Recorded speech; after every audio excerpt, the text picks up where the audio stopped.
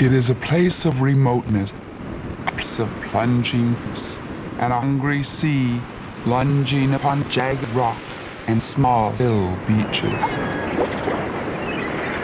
By powerful Pacific waves and swept by a relentless ocean wind, it is a place of perpetual motion.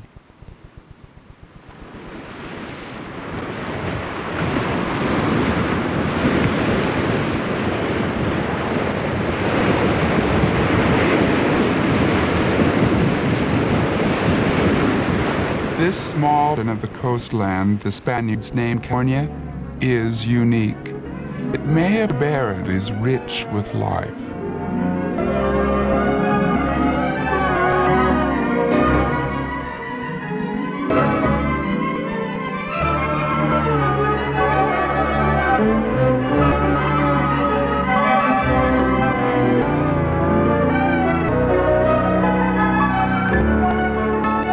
An ecological river in 1973, this is one of the richest underhabitats in California.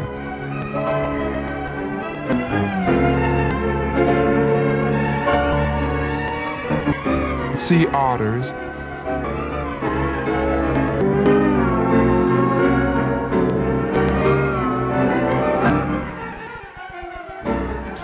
monarch butterflies,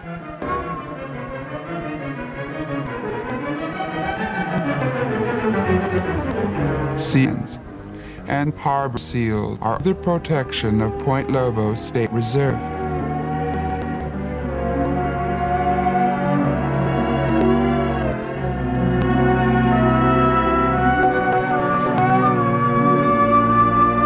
The Monterey cypress, number of one of two naturally growing stands remaining on the earth, is the reserve's celebrated tree. The reserve was originally acquired to protect these trees. Formerly extended over a much wider range, the cypress grew to the fog-shrouded headline as climate change 15,000 years ago. Described by Robert Louis Stevenson as ghosts fleeing before the wind, the lone cypress makes its last tormented stand. Sprayed balt, twisted by wind, seeking sustenance with long, gnarled roots and crevices of rocks, the tree mirrors the ravages of time and nature. Around the survivor, skeleton the trees who have lost their fire to live, raise gaunt branches to the sky.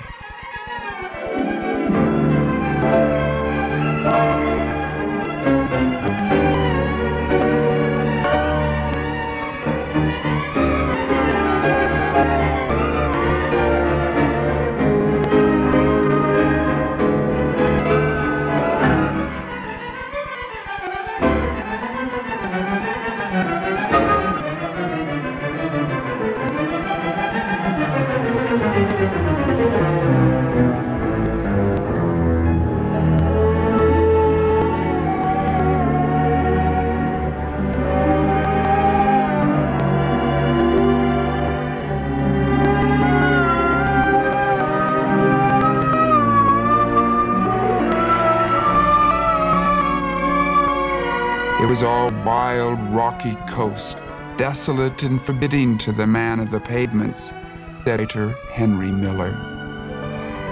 But the people came, shouldered their dreams and their ambitions, and the cypress in a fight for survival came to challenge the wildness.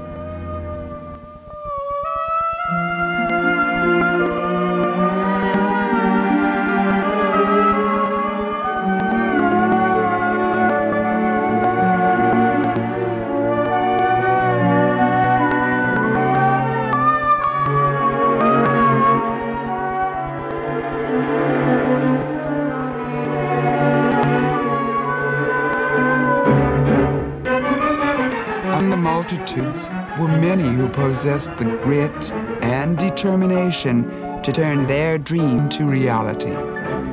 And here, in this place, where nature imposes its vitality upon its people, the American spirit, with its vigor and imagination, has found its fullest expression. This is the story of a man who turned a dream into reality, a dream which has become a legacy for all the people. This is the story of William Randolph Hearst and his castle. I'm Sally Scott. Let's take a closer look.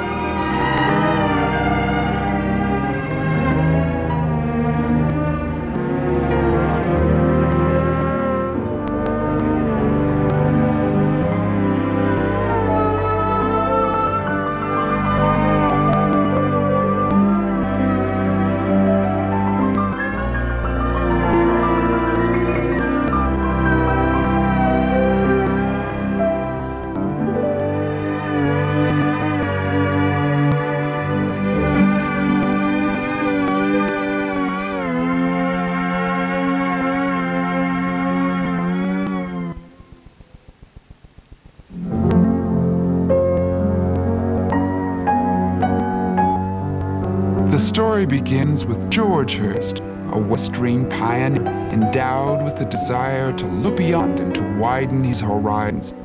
Born with what to be an instinct for mineralogy, he became one of the most successful mining geologists of his time.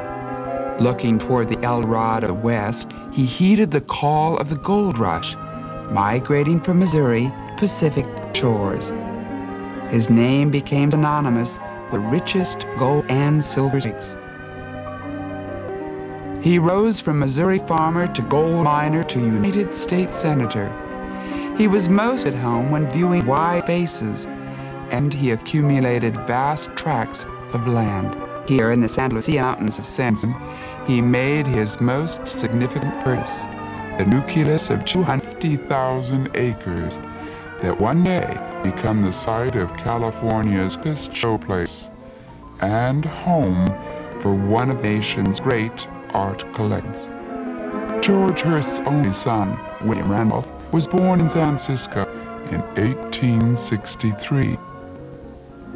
From his mother, Phoebe Hearst, he acquired a thirst for knowledge, an appreciation of art, an endless capacity for hard work. At the age of 10, he traveled Europe with his mother, developing his interest in art, antiques, and architecture. At the age of 23, he became proprietor of his father's failing newspaper, the San Francisco Examiner. His journalistic voice became one of the most influential ever heard.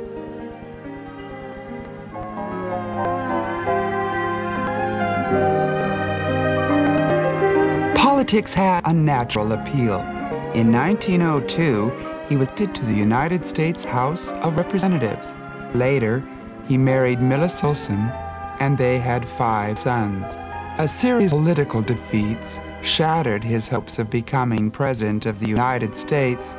He had become an advisor to national and world leaders. After the economic collapse of 1929, he advocated public works program, influenced the Democratic delegates to nominate Franklin Delano Roosevelt for president in 1932. But the dream that drove him was his castle at San Simeon. This was the man. This is the castle. Someday, William Randolph Hearst had known that he would build upon a favorite vacation spot known as Camp Hill.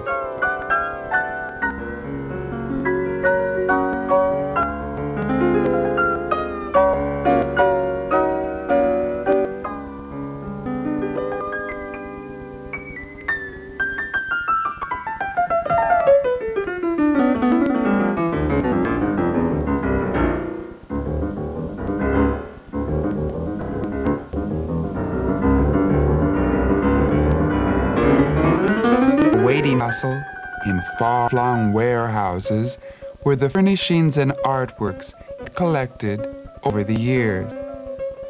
But it wasn't until his mother's death in 1919 that William Randolph Hearst became sole owner of a vast ranching empire. He was 56 years old.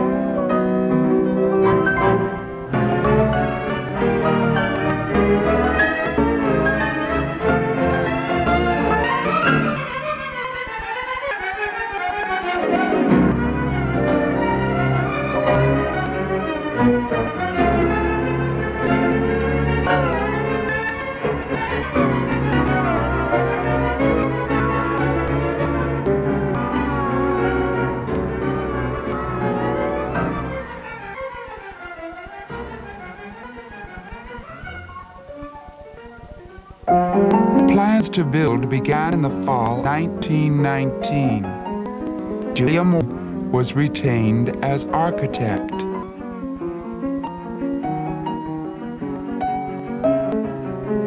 Graduate of University of California at Berkeley with a degree in civil engineering, she became the first woman to receive a certificate from the École Beaux-Arts in Paris.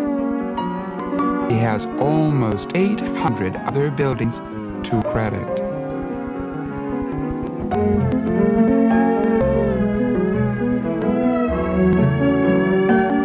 After the 1906 earthquake in San Francisco, she redesigned the Fairmont Hotel.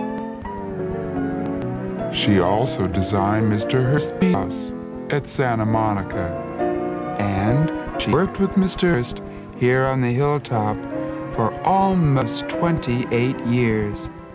Neither Julia Morgan nor William Randolph Hearst conceived the complete project in advance. Alterations and additional construction ongoing until his death 3 decades later. In fact, changes were so frequent that no complete set of drawings for the castle, as it is today, exists.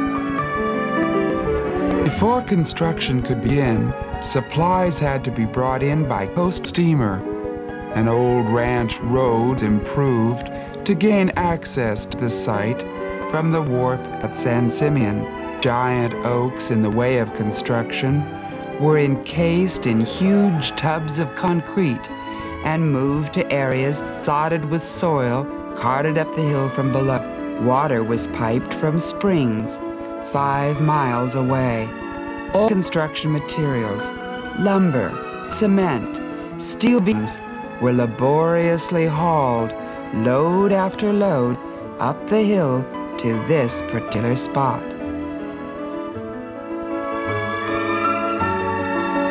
The guest houses were begun in 1920 and were the first to be completed.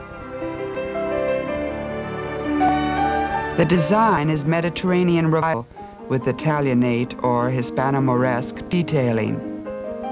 Referred to as simply A, B, C house in the beginning, each was later named according to its view.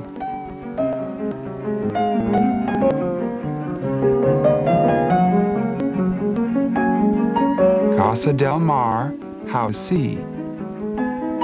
Casa del Monte, House of the Mountain. Casa del Sol, House of the Sun. In 1922, the house began to rise. All the structures were made of reinforced concrete.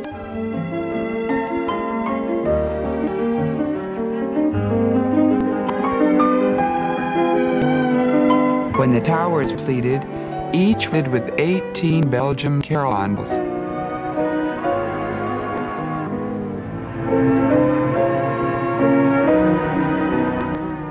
The front of the Hispano-Moresque structure is faced with blocks of Utah limestone, while other sides still display unfinished concrete surfaces.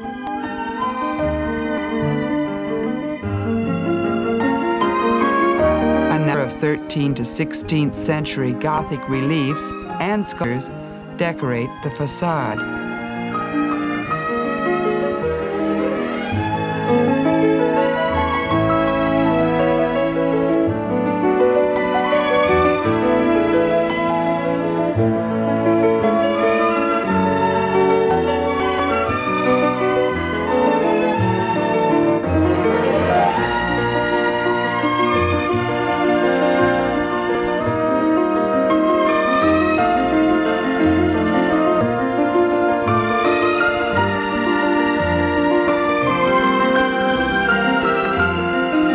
The design of the front entrance is based on Old Way in Seville. And the design of the Twin Towers topping the 137 feet high building were derived from church in Ronda, Spain.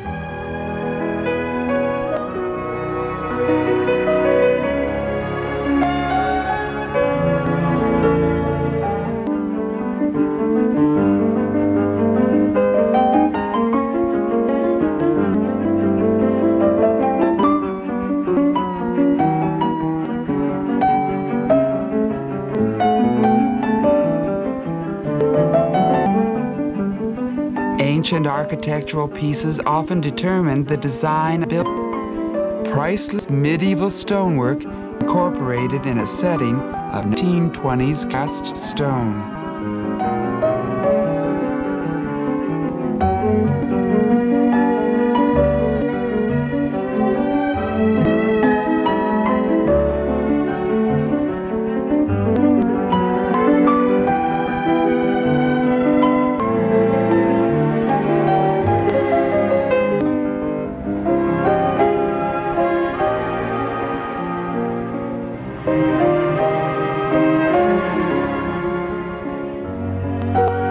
Symphony of classic line and graceful contour, the estate's highly individual architectural character is reflected in the artistry of the Neptune pool. I understand many of the buildings here, the pools themselves, they were done and redone again. There's sometimes 4 different times that the pool alone, I understand, is the third pool. It is. Yeah, the first was a little cloverleaf pool that Mr. Hearst decided was large enough. It wasn't a matter, well, it's not a matter of starting all over again, but he enlarged that to just about the size of the inner oval of the dark verde antique, which is about the size of the second pool. Still a nice sized pool. Well, pretty good size. And then it was the third pool he built that became the 104-foot long pool that we see today. But you have to think that he had these huge pieces of art that would dwarf a pool that wasn't as large as the one he ultimately built. The fog's starting to come in, and I want you to see the Neptune pool in the sunshine. Okay, let's go to it. This is the Neptune pool. Isn't that something? It's magnificent. It's lined with from our own state of Vermont. That's pure white wool too, even though it looks a little blue. So that is an illusion of blue there. Yeah. And then these pillars that we're walking by, that colonnades, are too from our own state of Vermont. I didn't realize. White Corral at this point was commissioned work. It was done by a man named Charles Cassou, specifically for the pool.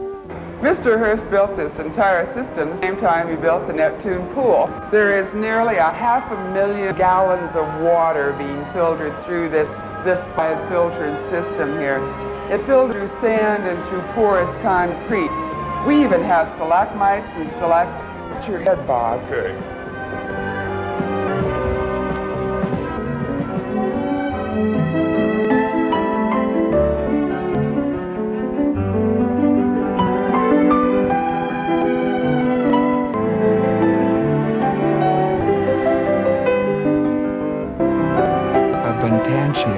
A 17th century Italian statue reigned over an alcove of the indoor Roman pool. Blue Venetian mosaic is laced with gold.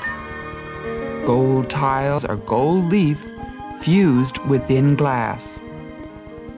Artisans labored for 3 years on the $1 million structure.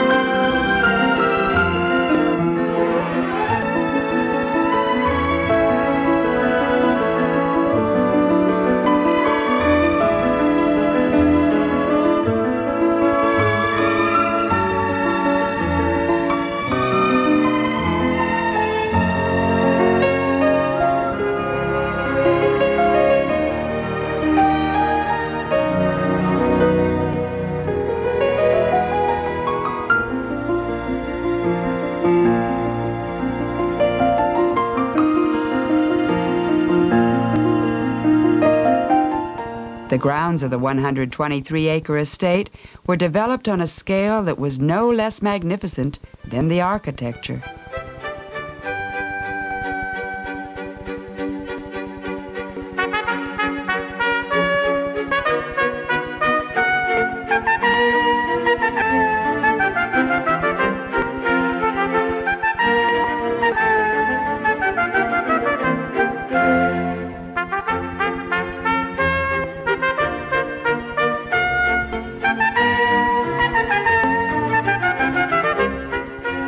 landscaping presented a special challenge.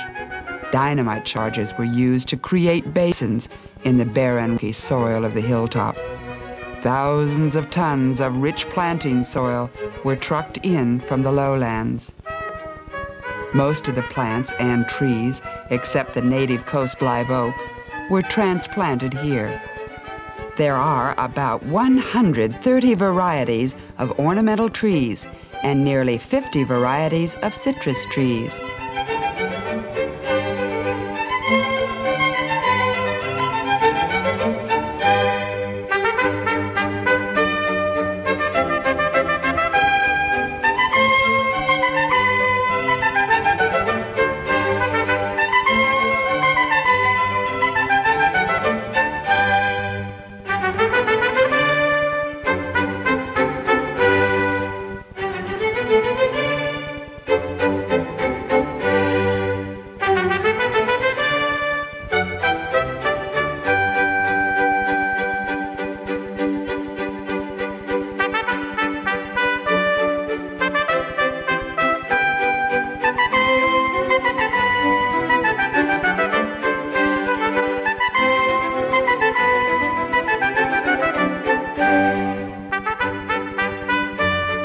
"3,000 rose bushes were planted.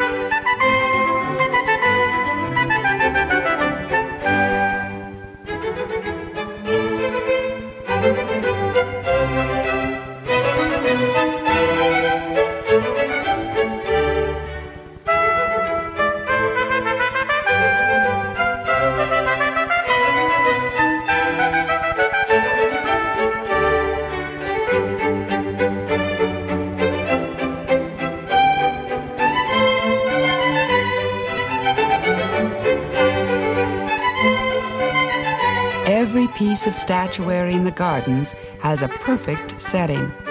Symmetry and balance were taken into consideration when planning the gardens, and everything was placed to display it to its best advantage.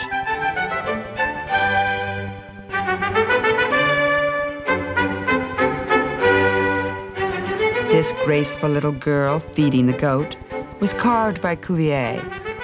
There are many of these Carrara marble statues as you walk along the esplanade. A great many of them were commissioned work in the 20th century. This is a piece by the Romanelli brothers. This is a Carrara marble piece of Europa. Zeus has changed himself into a bull, and he's going to carry her off. This particular piece was carved by Fritz Benn.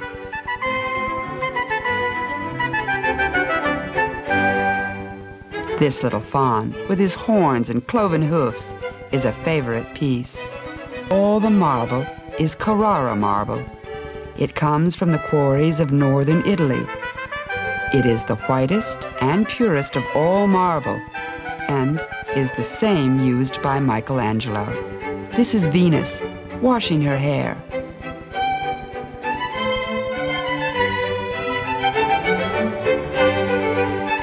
One of the most frequently found miniatures is that of the three Graces, Brilliance, Joy, and Bloom. The original was sculpted by Antonio Canova, but this one happens to be a copy by Boyer. With the completion of the guest houses, an era of fabulous entertaining began that attracted a countless file of luminaries. Mr. Hearst had begun to explore the possibilities of motion picture production as early as 1913 and established his Cosmopolitan Productions Company in 1919. San Simeon became the entertainment spot for some of Hollywood's greatest.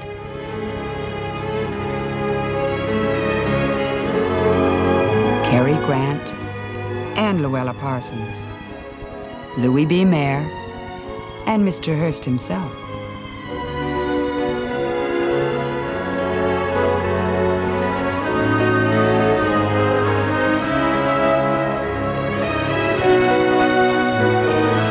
Jane Davies, a former Ziegfeld Follies girl, was the star of Mr. Motion Picture Productions for 2 decades.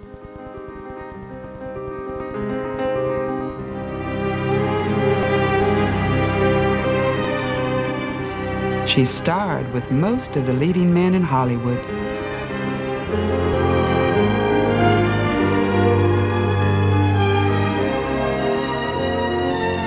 Costume parties were Mr. Hearst's favorite form of entertainment at San Simeon.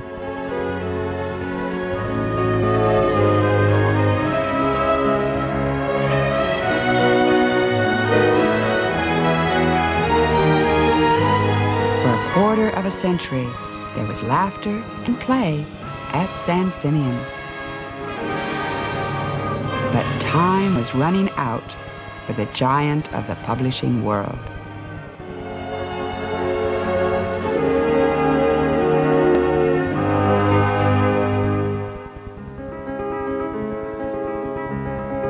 He was 88 years old.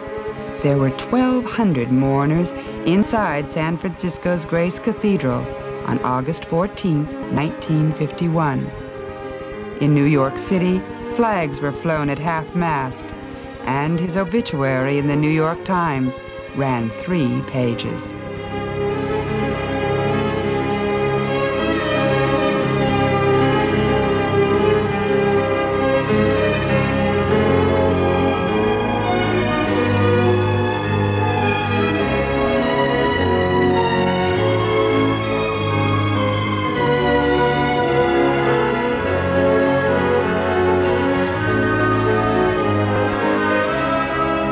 In 1957, 6 years after his death, La Cuesta Encantada, the Enchanted Hill, was presented to the state of California. As a state historical monument, it would be preserved for the public as a memorial, not only to Mr. Hearst, but to his mother, Phoebe Apperson Hearst.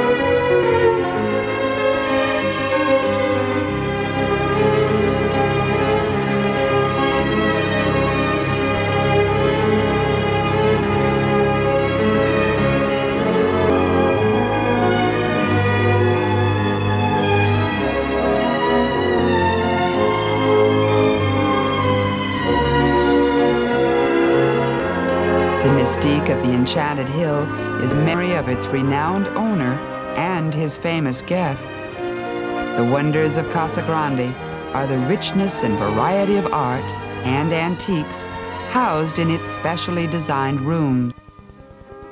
The collection includes items of many different kinds and periods, but the medieval and Renaissance eras seem to have been favored.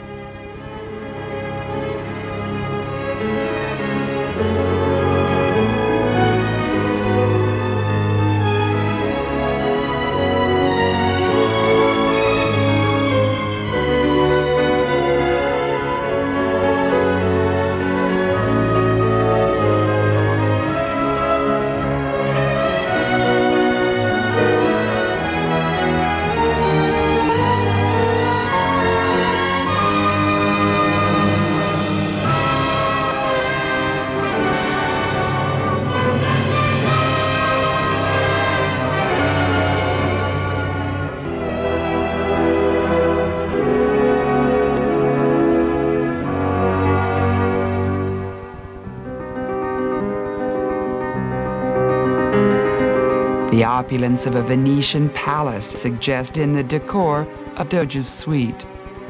The silk wall hangings in the sitting room form a rich backdrop for the art objects and furnishings.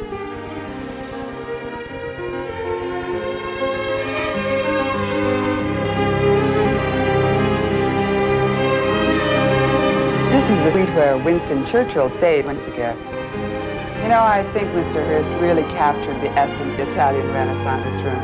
Almost everything here is indeed from Italy. The painting is from the school of Tintoretto. These are called Majolica ware. The two on the outside are 17th century pieces, but this is St. George. That's from 1600s. The colors are so vibrant and gorgeous.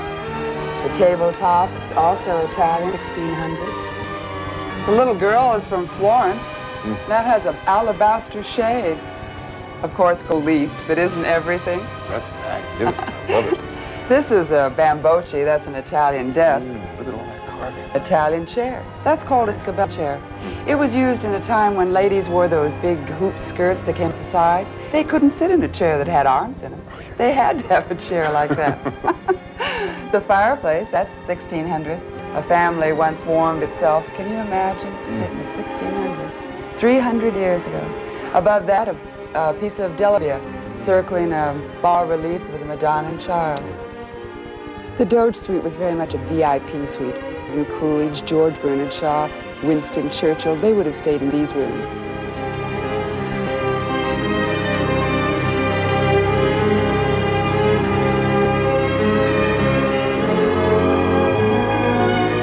The Della Robbia family of Renaissance Italy perfected the process of making terracotta, or glazed pottery, permanent by coating it with an enamel.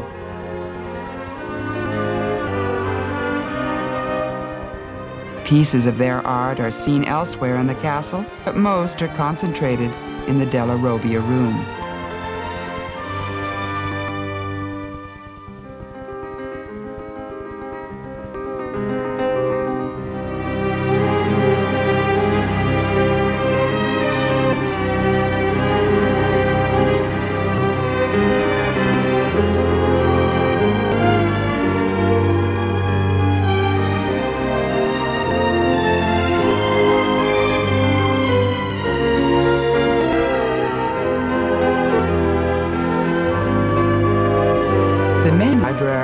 One of the greatest collections of classical Greek pottery.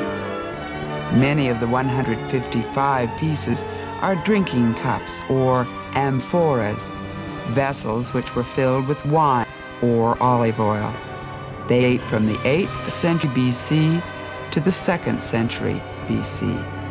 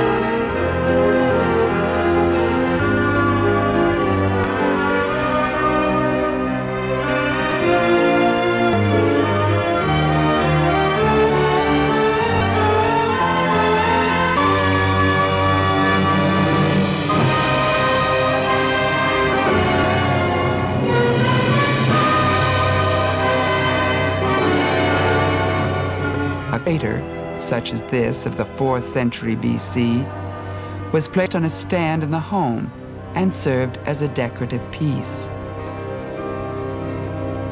The 5th century BC Ascos was used for wine or water.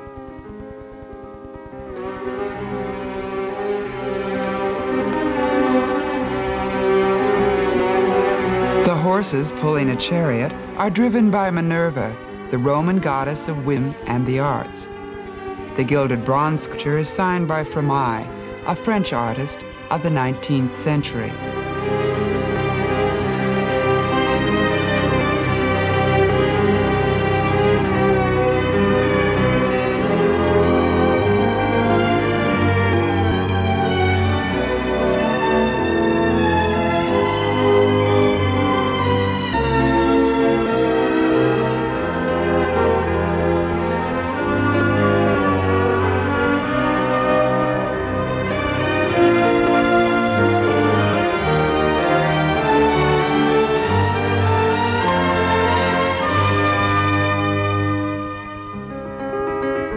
At the time of Mr. Hearst's death, Casa Grande had grown to over 100 rooms, all displaying his treasures, yet representing only a portion of his total holdings.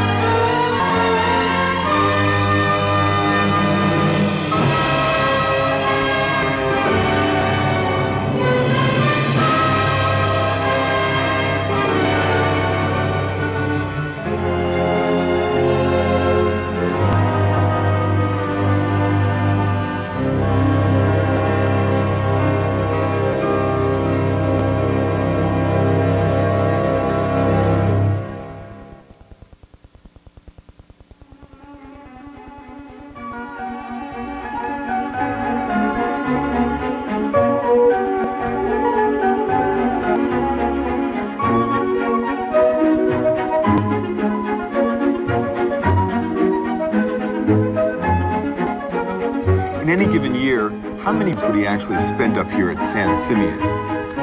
Good question, because of course it changed all the time. The first years when construction were going, you know, that was not something else, and maybe just a few weeks, and then it became more and more. This, you have to remember, was the favorite of his 7 homes. He had, and he wanted to stay here. This is where he wanted to be. There's no doubt about it. This was his favorite. This was his home. This is where he'd grown up, and he had his good memories. Plus, this is where he wanted to entertain his friends.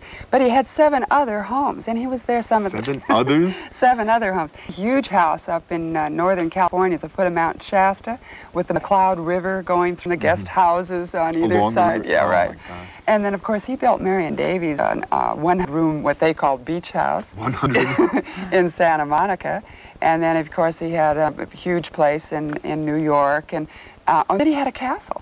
He had a real castle. Not America. Not in America, but outside of Cardiff in Wales, a place called St. Donat's.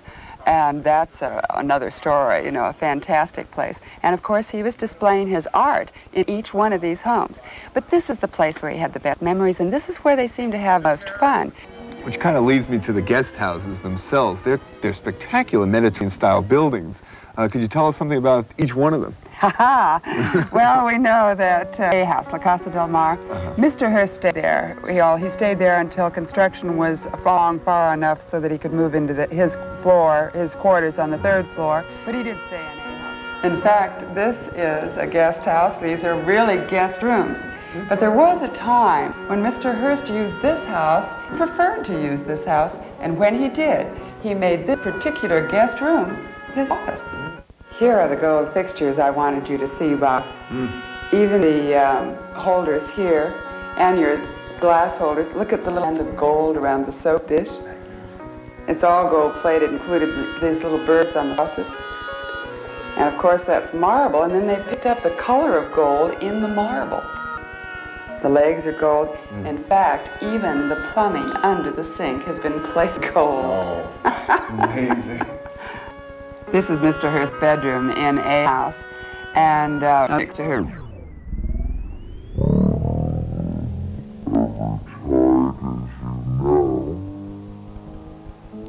Composite pieces went into making this particular bed.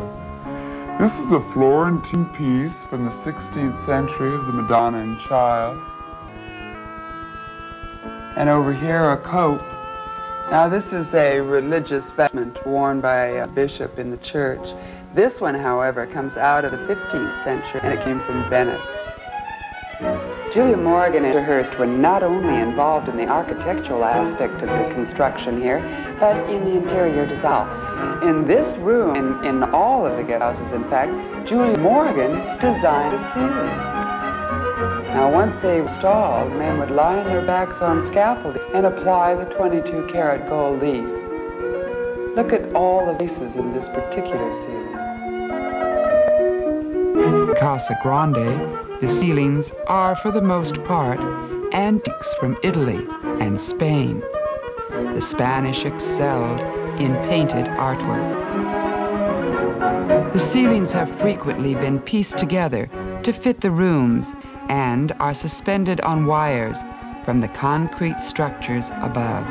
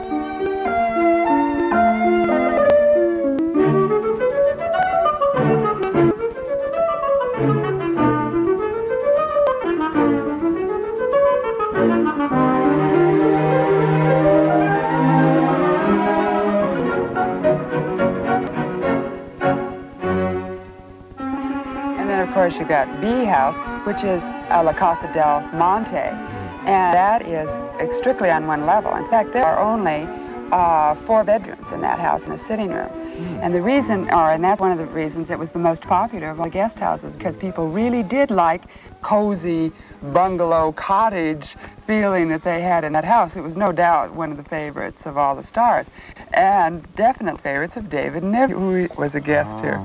He tells kind of things about being up here. In fact, he's written 2 or 3 very good books. Oh yeah, excellent books with a wonderful sense of humor. But he tells stories about having come up here, and he was most frequently the guest of one or all of the sons. They were his age group, and they were friends. And I guess we've heard enough to know that Mr. Hearst controlled the drinking habit of his guests. He wasn't about to let a bunch of teenage kids come up here and drink too much. And I think that's fine. And I He think didn't it was want those, the Hollywood parties to get out of hand, more or less? You bet. No reason why he should up with that, and he didn't. So he tried to control the drinking habits, as I said. But there were times when they tried to circumvent the rules. There's no doubt about it. They were here to have fun. Yeah.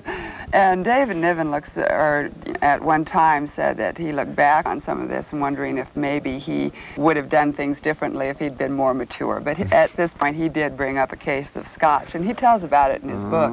But I think what's funny, what's funny is he remembers walking across the main terrace, popping mouth mints in his mouth, knowing that in a few seconds he had to meet Mr. Hearst. And he was hoping that Mr. Hearst didn't know that there were scotch bottles beneath Richelieu's bed. The great bed is carved walnut and is of the late 16th century. The coat of arms and the headboard is Baffa family of Lombardy, Italy.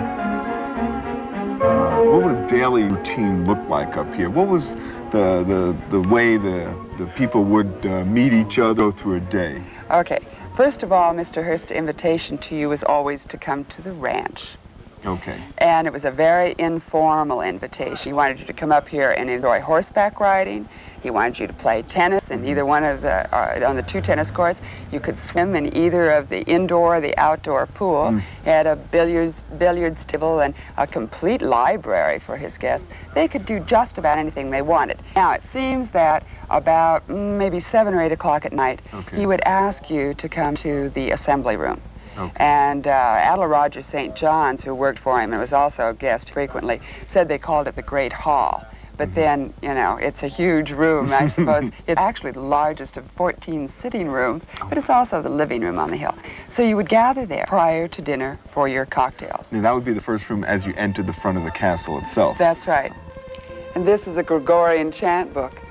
The large writing enabled the entire choir to read from a single book. Over in the corner, there's a piano. Can you imagine, say, somebody like Hoagie Carmichael sitting down and playing Stardust? On top of that is a Tiffany lamp. That's all silver with cloisonne insets. And there's a jigsaw puzzle. That was kind of a big way to pass the time in the 30s and the 40s. They were very popular here. That particular one happens to be titled The Sidewalks of New York. The ceiling is made of walnut. It was once a ballroom ceiling. In fact, it was in the Palazzo Montenegro in Brescia, Italy. The medallions have been inset into the wall more than a foot. Each one weighs better than a ton apiece. The large paintings on either side of the fireplace, one called the Annunciation, the other the Crucifixion. The fireplace once sat out in a field in France until it was cut up, put back together like a huge jigsaw puzzle. Mr. Hearst was buying tremendous quantities of art off the auction block, and Friends Company gave him as a gift the presentation casket on the middle table. You know, what looks like glass is really hand-cut, hand-polished rock crystal.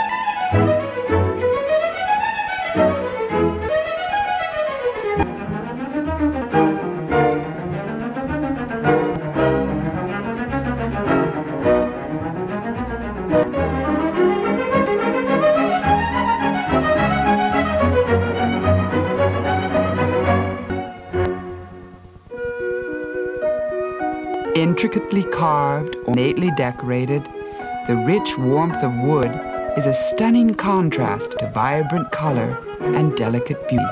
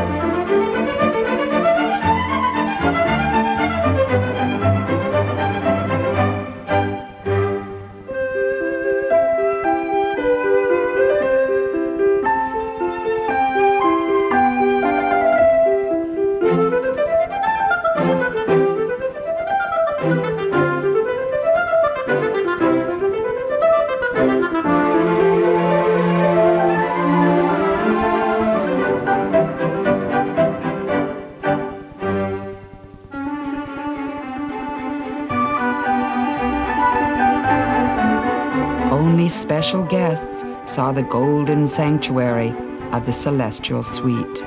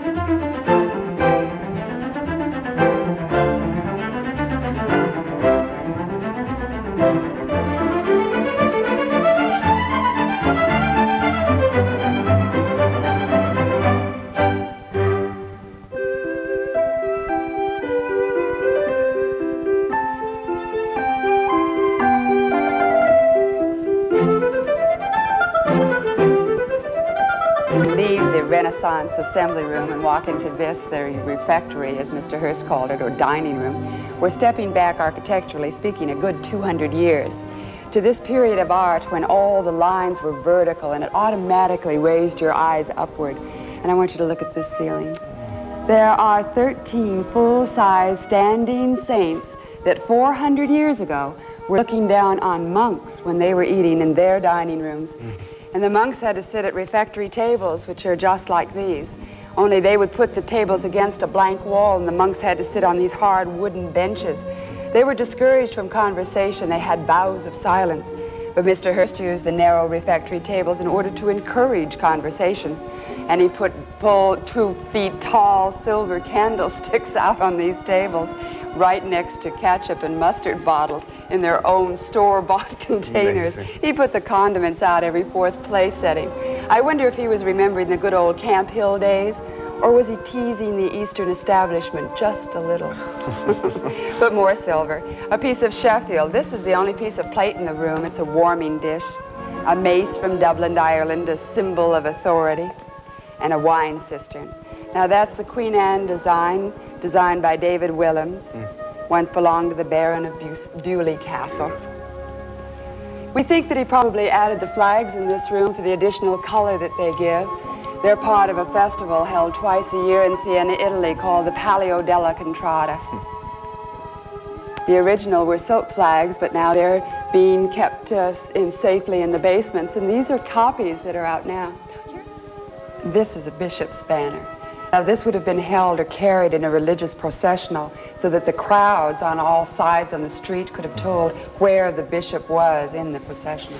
It's not all silver, it has gold medallions. Beautiful. Choir stalls, 600-year-old choir stalls from the Cathedral of Urgell in Catalonia, Spain. But this is the back wall of choir stalls where they would allow the very elderly of the monks to stand. Because once this seat is raised, a little hip seat appears.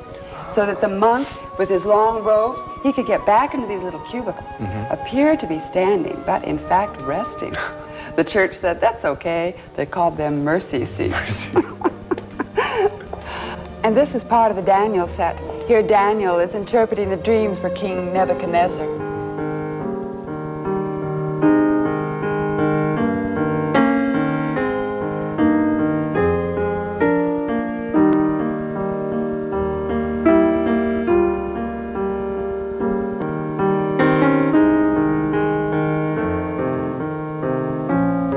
The Daniel tapestries portray scenes of events in the life of the prophet Daniel and encounters with King Nebuchadnezzar of Babylon. They are Flemish and of the early 15th century.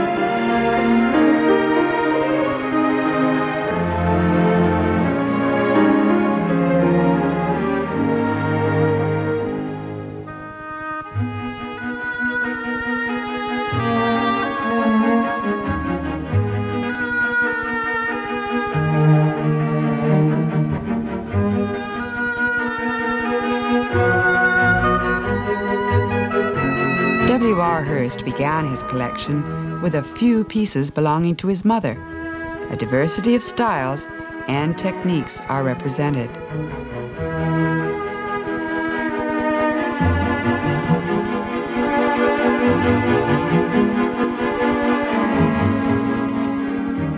Four of the assembly room tapestries, completed around 1550, are thought to be a part of the French royal collection prior to the Revolution.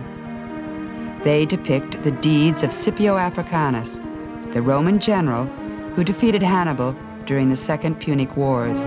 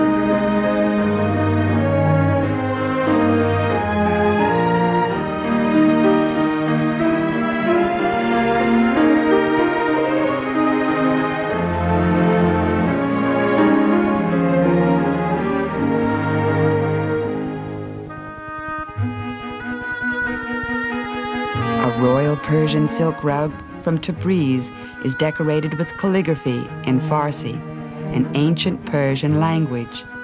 It has been dated 1782. The Gothic mille fleurs, or 1,000 flower design, depicts a hunting scene in late medieval times. It is about 500 years old.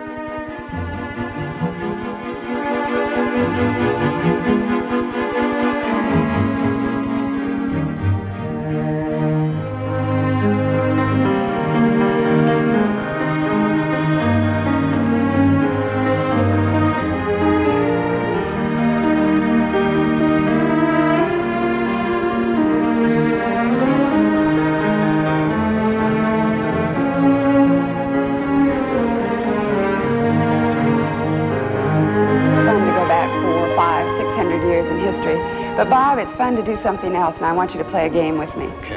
It's fun to go back maybe 55 years in time, when this was the entertainment spot on the West Coast, and he had all of the Hollywood crowd up here, as well as men and women who were making headlines in his newspapers.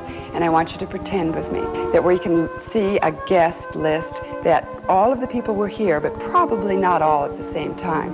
And let's begin by putting Greta Garbo over there, okay? Across from Rudolph Valentino. Mary Pickford, America's Sweetheart, across from Douglas Fairbanks. Let's put, how about Clark Gable here, across from Carol Lombard, Olivia de Havilland, Vivian Lee, Leslie Howard, across from David Niven. And Mr. Hearst always sat in the very center of the table, and across from him, of course, Marion Davies.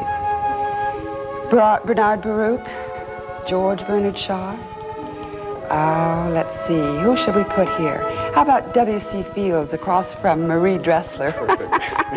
Marie Chevalier, oh yes, he was a guest.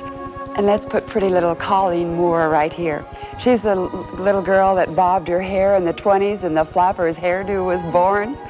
Across from Adela Rogers, St. John. Bob Hope, Bing Crosby, Bob Cummings. Joel McCrae tells us that he sat at this table at the same time that Amelia Earhart was sitting across from Charles Lindbergh. Calvin Coolidge was a guest, as well as Charlie Chaplin. He was here so often, some tell us, that they called him the court jester. And Bob, I want you to sit right there. Now, do you believe me when we call this the Enchanted Hill? No, no. This is one of the most magical, the great fantasies ever brought to life. I don't think anything exists on the same scale anywhere else in California, or has ever been achieved in California history. No. You know, you talk about scale. You've seen the kitchen. Can you imagine? Here's this fantastic kitchen. It's like an hotel kitchen.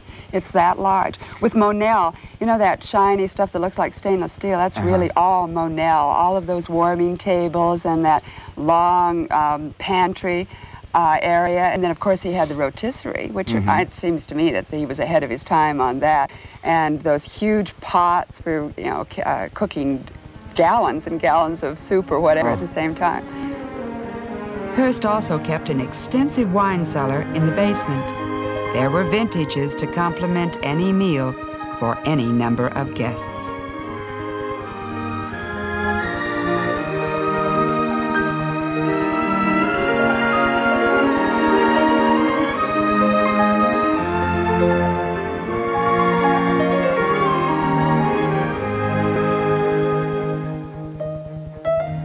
He had quite a kitchen staff, but then, you know, knowing that he had these other estates, he could draw help from any one of the other places, so that if you had an unusually large crowd here, he just brought in help from any one of the other houses. So how many people could he actually sequester or put in rooms here and feed at the same time? Well, we figure pretty close. He probably had a maximum of 100 at any one time. 100 at any time. Yeah, that wasn't the norm. He'd come up here with a half a dozen people, 2 dozen people. You know, it varied.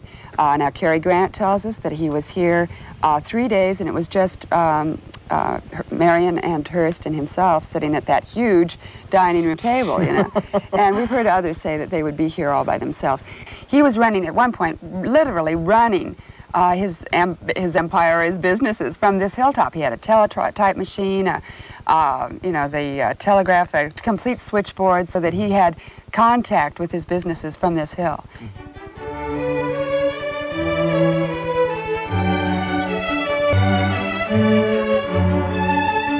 This is Mr. Hearst's private library, but it's called the Gothic Study. This was his office. There are 3,500 books in this library alone. So he actually had another library in the building as well? Yes. There's a library downstairs that has over 5,000 books. Was he interested in a particular subject or everything under the sun? Everything under the sun, I think, is probably a good way to put it. Actually, he was writing a daily editorial. He needed all the books in order just for research. There's so many things in this room. What are they? That's a good question, and it'd be tough to answer, but let's take a look at a few. This is a pineapple cup from Russia. That's a drinking cup. And the top comes off to put the wine in? Yes, it does. Here's a Hanup drinking cup from Germany. That's hand-carved ivory.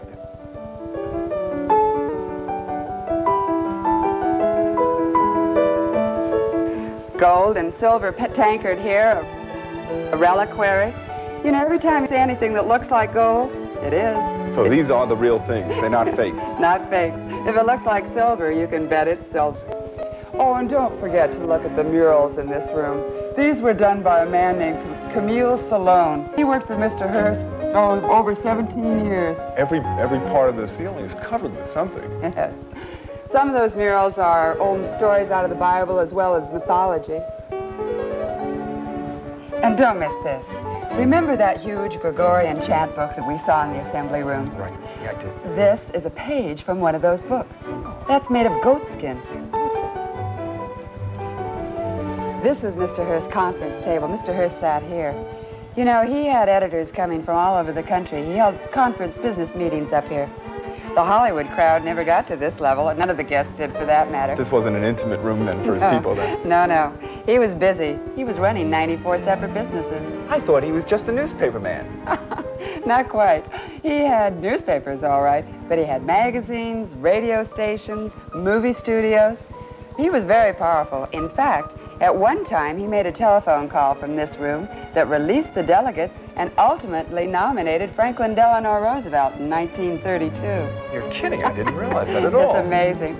Oh, Bob, I want you to see something most unusual. This portrait of Mr. Hearst was painted when he was 31 years old, and his eyes, if you watch them, will follow you as you cross the room.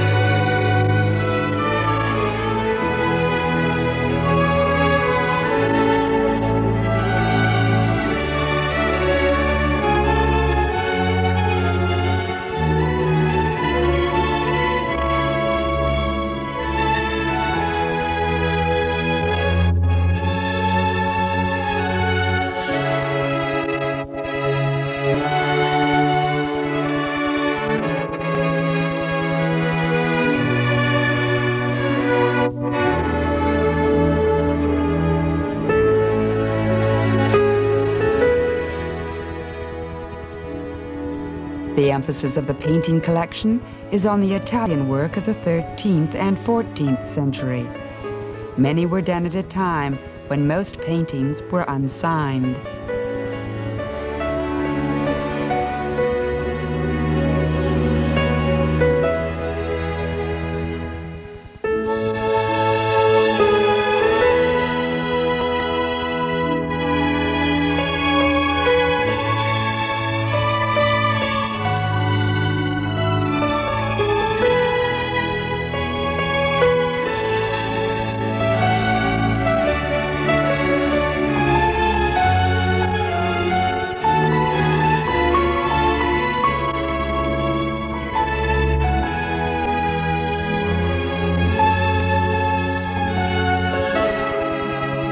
People have come from all over the world, over 1 million visitors each year.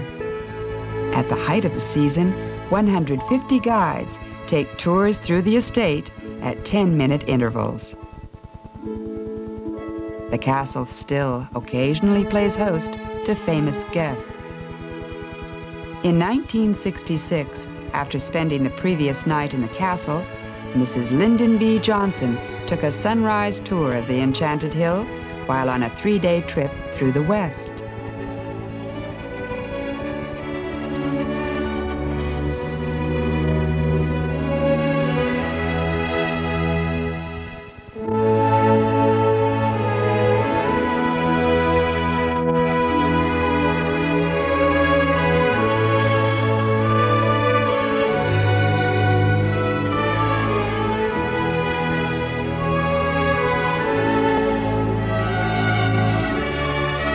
Really impressed with the high caliber of the tour guides and the tours that they give here. Thank you, Bob. I couldn't be any happier with any statement because I totally agree. The guides come out each and every day and perform minor miracles as far as I'm concerned.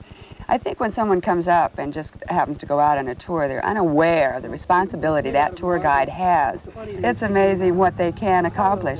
And then to manage this whole group, keep everybody happy, entertain and inform and, manage all of this in a single time, and they do that 3 or 4 times a day. I noticed on the tours themselves that the tours rarely get to see the other tours. You have several tours going simultaneously. Good point, good point. There are times when there can be as many as 600, 700 people on top of the hill, and yet you see no one outside of your own immediate tour group, which is great because the place is so large that we can run tours 10 minutes apart, and yet nobody sees anybody else. They think they're up here all by themselves. An enormous task to maintain a place of this size. I can give you a logistics problem that'll stagger your mind. Now imagine that this house, with the main house, over 100 rooms, plus the guest houses, and you'd have to add up, 8, 18, and 20 or whatever. All of those rooms must be at least dusted every single day. Sometimes, every day? Sometimes they dust them in the morning, because when you have traffic going through, any housewife will tell you this, if you have traffic going through a house all day, it makes more and more dust. And here we're putting 5,000 people on the tour every day. So the dust is created. So they go in and once or twice a day dust every piece of furniture in the house. In fact, that's one of the things when a tourist comes up and says, this place is spotless. So, and of course there's a fabric repair. Things just get old. And we have women who can do that dainty work. They work with microscopes and lights and daintily repair. That's right, we saw some going on down the preventative maintenance program. Absolutely. I watched them apply this 22-karat gold leaf to doors, and it's done so perfectly. And then they work together in conjunction with the maintenance staff. Well, there's a lot of overlapping of responsibilities and a lot of working together, as you would imagine, for a place this size. And the maintenance staff comes in and they do various repairs, whatever needs to be done. They're constantly working with the electrical system and the plumbing system, and you can go right on down the line of what these fellows must. You're almost like a self-contained small village up here with all the skills and the abilities up here to maintain this place. Absolutely true, no doubt about it. And then we have the collections department. That's another whole section. This is behind the scenes. Behind the scenes, very much so, who are responsible for many, many aspects of the entire running of this place.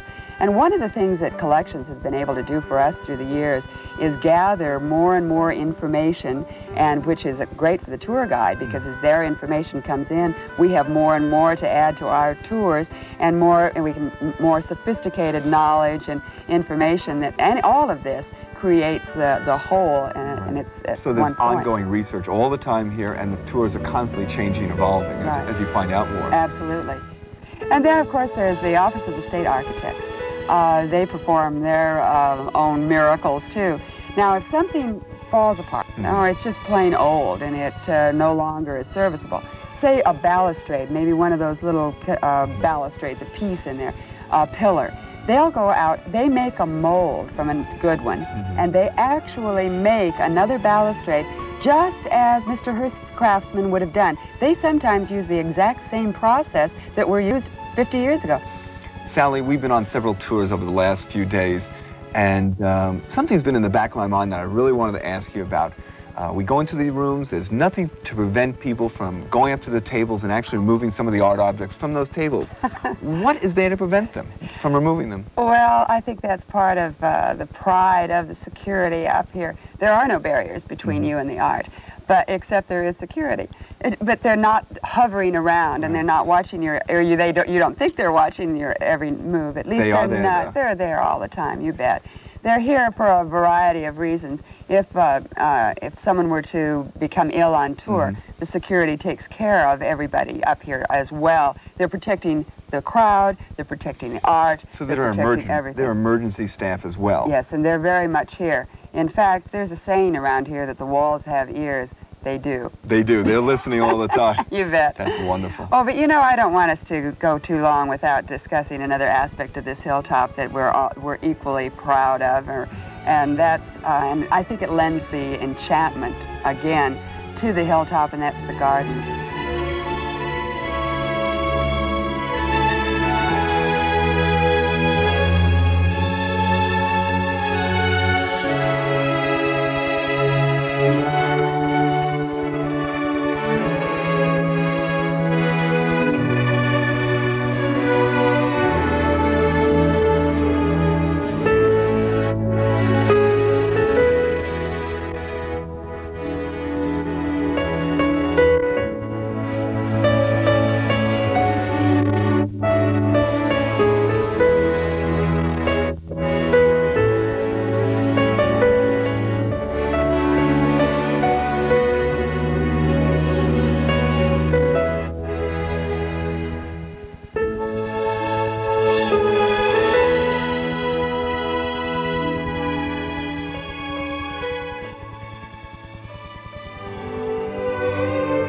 Tour 1 is a journey into the magnificence of Casa Grande, the grandeur of the main vestibule, the glowing welcome of the assembly room, and the morning room.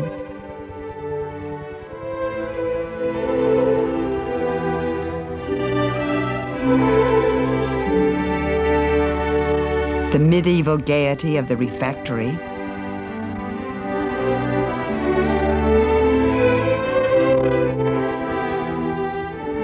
the billiard room, an invitation to play. A memory of Hollywood's golden era fills the movie theater.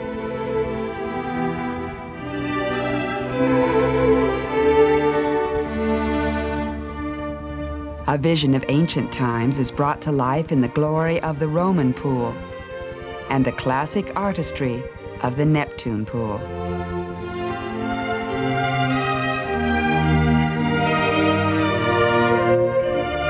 Casa del Sol, a picturesque villa, waits in a sunlit setting.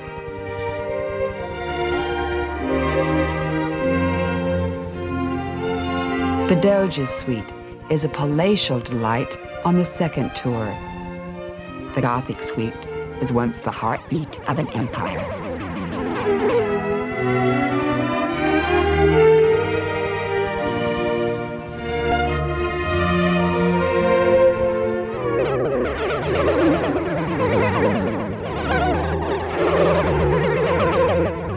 And the Celestial Suite, an exotic tower sanctuary.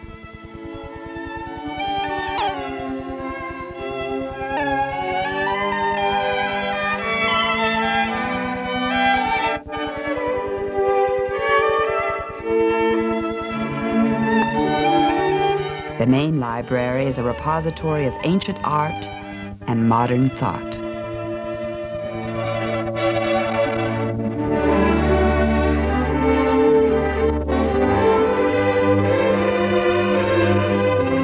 Casa del Monte extends a warm invitation to the visitors on Tour 3. Its furnishings are opulent, the mood is luxurious.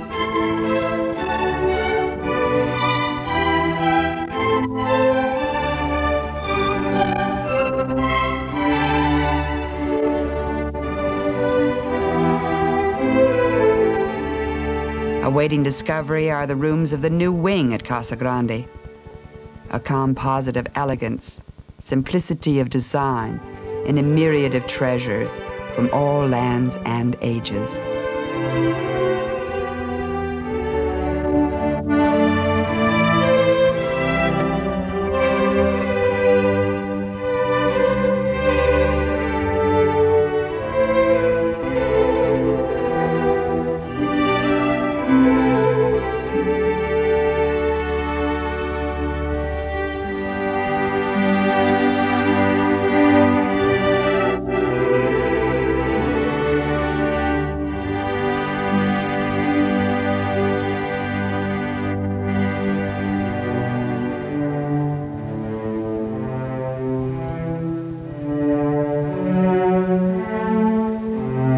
Tour 4 opens the door to a once exclusive domain.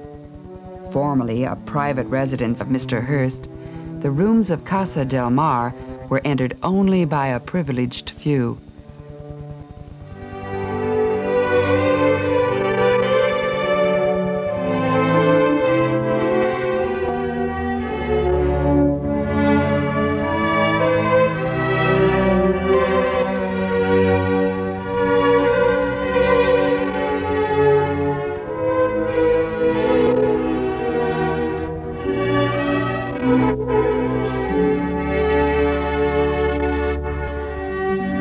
Pale statuary glistening against cool green foliage, color, light and shadow. This is the serenity and perfection of the gardens on the enchanted hill.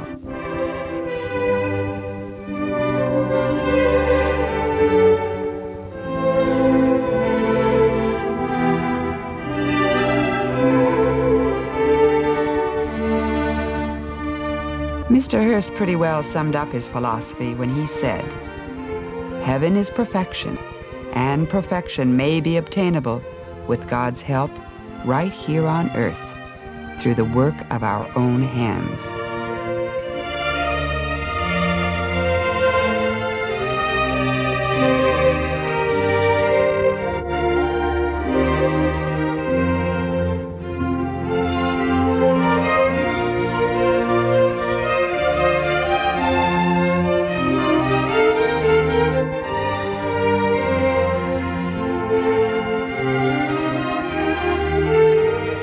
The snow melts on the mountain, and the water runs down to the spring.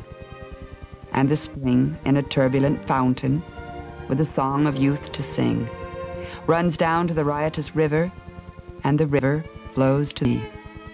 And the water again goes back in rain to the hills where it used to be.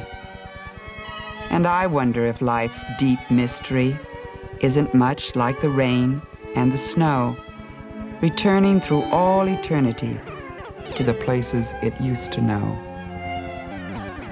For life was born on the lofty heights and flows in a laughing stream to the river below, whose onward flow ends in a peaceful dream.